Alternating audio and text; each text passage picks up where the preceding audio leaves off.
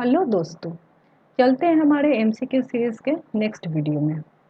हमारा पहला प्रश्न है, बच्चों के अधिगम में शारीरिक स्वास्थ्य और सांवेगिक अवस्था। शारीरिक स्वास्थ्य क्या होता है? मान लीजिए बच्चा बीमार है या उसे बुखार है, माथा दर्द है या पेट दर्द है, या वो बच्चा रात में सही से सोया नहीं है, तो पढ़ाई पर सीखने पर इसका क्या प्रभाव पड़ेगा। और दूसरा सांवेगिक अवस्था, अर्थात हो सकता है बच्चे के घर में मार पड़ी है या डांट पड़ी है, या बच्चे के मोहल्ले में या घर में हमेशा लड़ाइयाँ होती रहती है, तो इस अवस्था का पढ़ाई में क्या प्रभाव पड़ेगा। ऑप्शन नंबर वन का कोई प्रभाव नहीं पड़ेगा। आप खुद बताइए, अगर आपका पेट दर्द कर रहा है या माथा दर्द कर रहा है तो आपका ध्यान तो उसी पर कॉन्सेंट्रेटेड रहेगा, तो इसका तो प्रभाव पड़ेगा। ठीक है। एक ऑप्शन नंबर टू एक महत्वपूर्ण भूमिका है। जी जरूर, एक बहुत महत्वपूर्ण भूमिका है। अगर आप बच्चे के अधिगम पर ध्यान दे रहे हैं तो उसका शारीरिक स्वास्थ्य और सांवेगिक अवस्था दोनों अच्छी होनी चाहिए।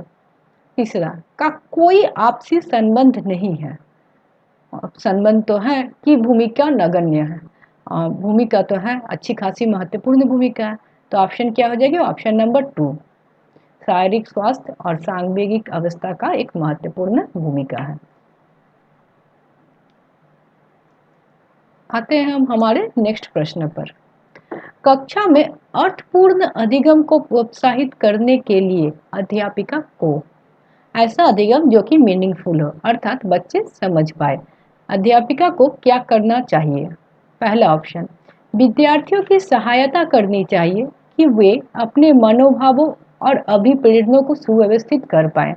हाँ, आपको उसको सहायता करना चाहिए कि वो बहुत ज़्यादा अगर दुखी है या बहुत ज़्यादा खुश है या बहुत ज़्यादा मोटिवेट है, ऐसे केस में वो नहीं सीख पाते हैं, तो आपको उनकी सहायता करनी चाहिए कि खुद को कंट्रोल करे, उसके बाद वो पढ़ाई में या सीखने पर ध्यान दे। अगर वो बहुत ज़्यादा खुश है या बहुत ज़्यादा दुखी है तो उसका ध्यान उसी पर लगा हुआ रहेगा और वो पढ़ाई को नहीं कर सकेगा। ऑप्शन नंबर वन तो सही है। चलिए चलते हैं ऑप्शन नंबर टू पर। विद्यार्थियों को उनके प्रदर्शन के आधार पर वर्गीकृत और नामांकन करके उनके योग्यता आधारित समूह बनाने चाहिए। तो ये सही होगा क्या? जी बिल्कुल सही नहीं होगा, कभी भी हम योग्यता आधारित समूह नहीं बनाते हैं।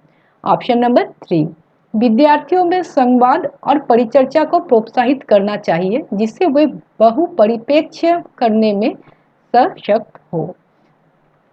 कोई भी चीज हो सकता है, हम लोग उसको एक परिप्रेक्ष्य से देखते हैं, कोई और लोग हैं उसे दूसरे परिप्रेक्ष्य से देखते हैं।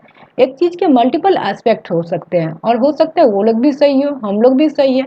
इसलिए हमें विद्यार्थियों में संवाद और परिचर्चा करवानी चाहिए जिससे वो एक दूसरे को और एक दूसरे के परिप्रेक्ष्य को अच्छे से समझ पाए। तो ऑप्शन नंबर थ्री बहुत अच्छा है, ऑप्शन नंबर वन भी अच्छा है। अब चलते हैं ऑप्शन नंबर फोर में। कक्षा में विविधता की उपेक्षा करके शिक्षण की मानक विधि को अपनाना चाहिए। इसके बारे में पहले भी बात हुई है। विविधता की आप उपेक्षा नहीं कर सकते। कक्षा में हर तरह के बच्चे हैं, अलग सामाजिक बैकग्राउंड, अलग आर्थिक बैकग्राउंड, अलग जाति के बच्चे, आपको सबको लेके चलना है, सब आपके लिए एक समान है। और शिक्षण की आप मानक विधि को अपना नहीं सकते हैं। कोई बच्चा ज़्यादा इंटेलिजेंट होगा, कोई बच्चा थोड़ा पढ़ने में वीक होगा, तो आपको सबको लेके चलना है। तो एक ही डंडे से आप सबको नहीं हाँक सकते। तो इसका आंसर हो जाएगा ऑप्शन नंबर वन और ऑप्शन नंबर थ्री, यानी कि पहला जो ऑप्शन है ये ऑप्शन नंबर वन और ऑप्शन नंबर थ्री, यही हमारा आंसर हो जाएगा। चलिए हमारे नेक्स्ट प्रश्न पे। अधिगम एक डैश और डैश प्रक्रिया है। अधिगम क्या है? जटिल प्रक्रिया है। हाँ, अधिगम जटिल है, थोड़े से दिमाग को कष्ट देंगे तभी तो आप समझेंगे, इसीलिए तो सब पढ़ना नहीं चाहते हैं। तो अधिगम जटिल है और सक्रिय है। अधिगम तभी हो पाएगा जब आप सक्रिय, आप किसी भी चीज़ को सीख रहे हैं, यहाँ सिर्फ पढ़ने की बात नहीं हो रही है, अधिगम का अर्थ है सीखना। तो आप जब तक एक्टिव नहीं रहेंगे, उस चीज़ को सीखेंगे नहीं, उस चीज़ को सीखना नहीं चाहेंगे, तब तक आप उसे नहीं सीख पाएंगे। तो जटिल है और सक्रिय है। ऑप्शन नंबर वन सही है। ऑप्शन नंबर टू देखते हैं, सरल है। अधिगम तो सरल नहीं है भाई, किसी भी हाल में नहीं है। रैखिक, रैखिक भी नहीं होती है। अधिगम कैसी होती है? सर्पिल होती है, सांप जैसा कुंडली वाला, स्पाइरल होती है। ठीक है। और ऑप्शन नंबर थ्री सरल और व्यक्तिगत, सरल तो नहीं होती है। और अधिगम प्राइवेट, व्यक्तिगत कैसे होगा? अब कहा जाता है कि जाति आदमी का व्यक्तिगत मामला है, जाति धर्म, लेकिन अधिगम व्यक्तिगत कैसे? आप पढ़े हुए हैं तो वो तो आपके पर्सनैलिटी से झलकेगा ही। ऑप्शन नंबर 4, जटिल और निष्क्रिय। जटिल तो ठीक है, लेकिन निष्क्रिय जब आप रहेंगे तो आप कैसे पढ़िएगा? ऐसा तो नहीं आप निष्क्रिय होकर बैठे रहिए और टीचर व्याख्या देके चले गए तो आप समझ जाएंगे। आपको तो दिमाग में उसको प्रोसेस में लाना पड़ेगा, इसलिए ऑप्शन नंबर 1 सही आंसर हो जाएगा। चलिए चलते हैं हम हमारे अगले प्रश्न पे। अपनी कक्षा में अर्थपूर्ण अधिगम को सुसाध्य बनाने के लिए, अर्थात सुसाध्य मतलब आप उससे साधन जुटा रहे, उसमें हेल्प कर रहे हैं, इसके लिए अध्यापिका को अपनी कक्षा में सामाजिक, सांस्कृतिक, धार्मिक, भाषीय विविधता को डैश चाहिए।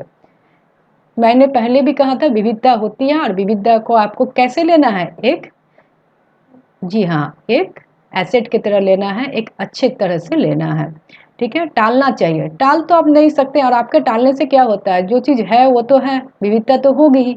उपेक्षित करना, आप उपेक्षित भी नहीं कर सकते हैं, आपको सबको लेके चलना है और सब तरह के बच्चे को समझना है। ऑप्शन नंबर 3 समझना चाहिए। जी, अगर आप बच्चे के सारे बैकग्राउंड को समझिएगा कि बच्चे किस समाज से आते हैं, किस संस्कृति से आते हैं, तभी आप किसी चीज़ को अच्छे से समझा पाते हैं। अर्थात अगर आप प्रोटीन के बारे में पढ़ा रहे हैं कि प्रोटीन अगर नॉनवेज में होता है, तो जो विद्यार्थी वेज बैकग्राउंड से आ रहे हैं आपको उनको भी लेके चल रहा है, तो आप उन्हें भी बताइएगा कि दूध, पनीर, ये सब, दाल, ये सब में भी प्रोटीन होता है। तो आप जब तक इस बैकग्राउंड को समझिएगा नहीं कि अलग अलग बैकग्राउंड से बच्चे हैं, तो आप कैसे समझिएगा किसको किस एग्जाम्पल से समझाना है? इसलिए आपको बच्चों को समझना जरूरी है। ऑप्शन नंबर 4 अनदेखा करना।